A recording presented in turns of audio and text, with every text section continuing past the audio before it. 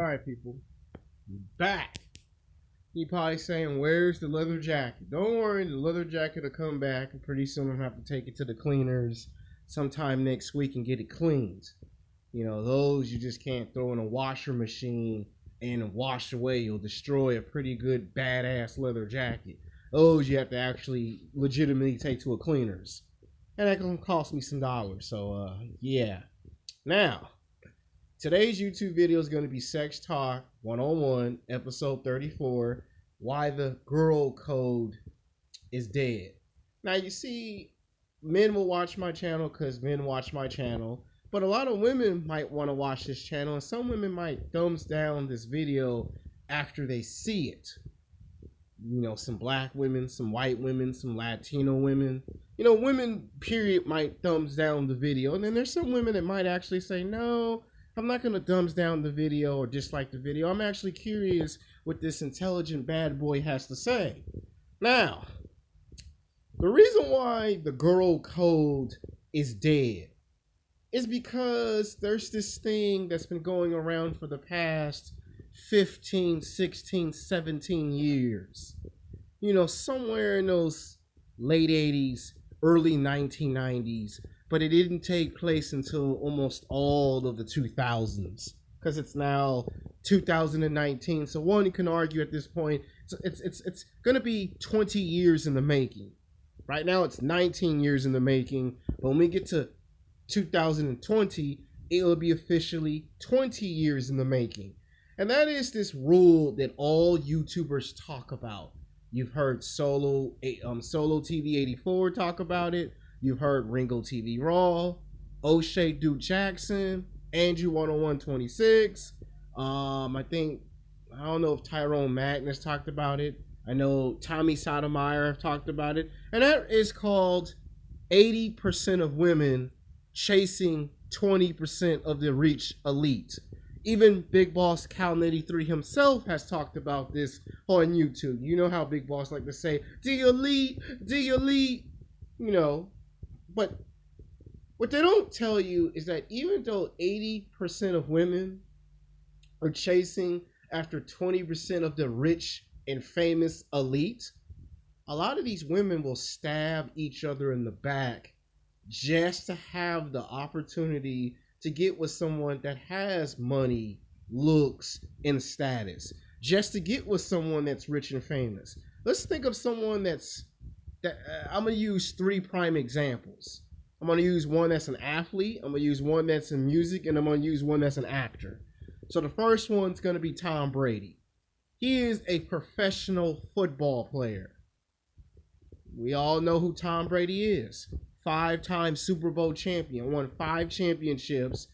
He has gone to the Super Bowl 8 times in his 20-plus year career in professional football. He is a multi-millionaire 10 times over. And when women turn on the television set, whether they watch TV, cable, or they have an iPhone or a laptop, somehow they will discover Tom Brady. You know, he's got commercials, he's got billboards, he's been in magazines, and you will even see him on TV talk shows. So, he's a very big public figure. You know, he hangs out with Michael Jordan and Tiger Woods, and the guy is playing professional football, and the guy dates supermodels. Now, most women find Tom Brady physically, sexually attractive. Even the women who say, I don't watch football and I don't care for football, don't be fooled by those women. They're full of shit. They may not watch football, but if they see a guy that they find physically, sexually attractive, they are going to talk to him, most likely. Now, let's look at example number 2. Somebody like Drake. You know, a lot of guys hate Drake. A lot of women love them some Drake. And you know who I'm talking about from Young Money, the rapper. You know, the one that clowned the hell out of Mick Muse.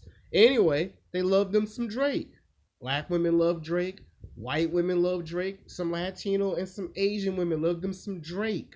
You know, you could even throw in names like Future, Wiz Khalifa, and those rappers get so much attention. About 60, if not 80% of their fan base are women that will pay a lot of money to come to those concerts and scream when they see Lil Wayne, they see Drake. You know, remember back in the 90s, it was Tupac, it was Notorious B.I.G. Yeah, they see somebody like that, that's who they identify with. And 80% of these women chase after these types of men. You know, they'll go to the bookstore if Drake does an autographed book signing. If Lil Wayne goes to a Baskin Robbins in your city and state, about maybe on average, maybe between 1 to maybe 5 million women will come to that Baskin Robbins in hopes to get with Lil Wayne or Drake or Wiz Khalifa or Future. Now, when two women fight over a man, 99.99% of the time, it's going to be a bad boy. It's going to be a guy that's between 6 feet to 6'5". You know, he's got six-pack abs. You know, he drives a sports car. He comes from a middle-class background, if not a high-class background. He's got Hollywood good looks. And the women just find him physically, sexually attractive.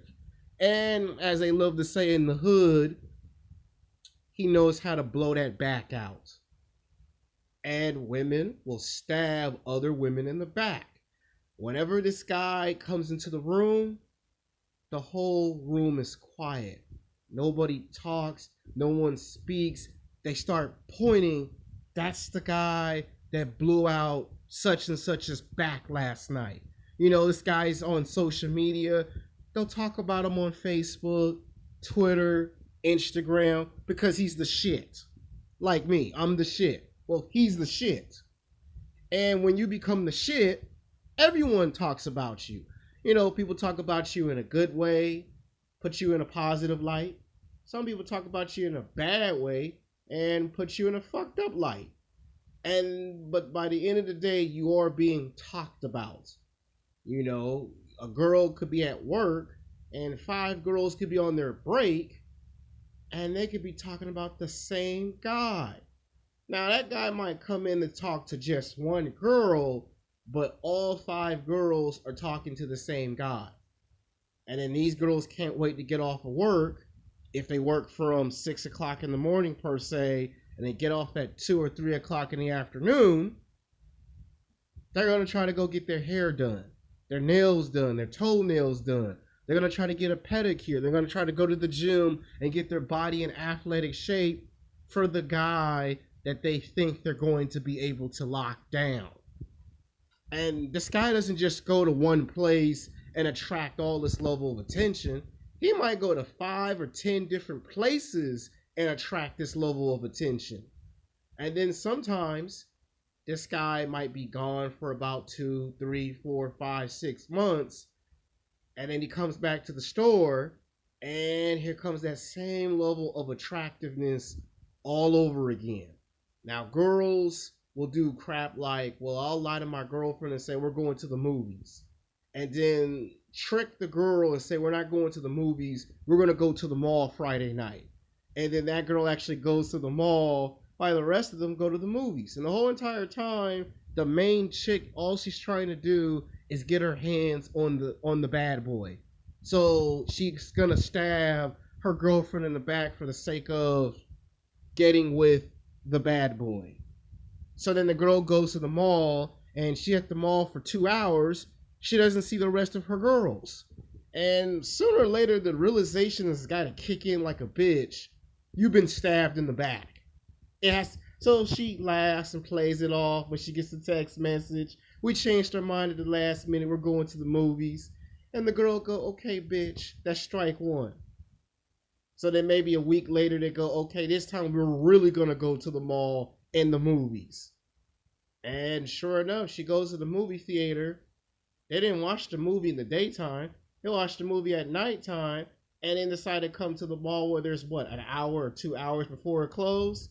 And then the bitch will get mad and say, okay, bitch, that's strike 2. You tricked me 2 times. The third time is when she catches her kissing the guy that she likes. That's strike three. So then the girl don't talk to her girlfriend for about almost 3 months at work because all three times she got tricked.